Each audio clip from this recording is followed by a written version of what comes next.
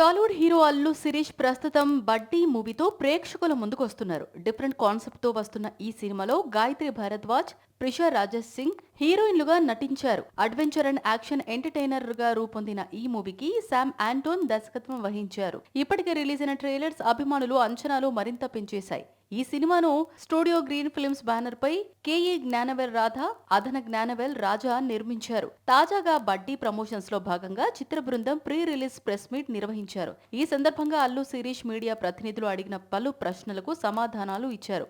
చిన్నప్పటి నుంచి మీ బెస్ట్ బడ్డీ ఎవరు అని శిరీష్ ను అడిగారు.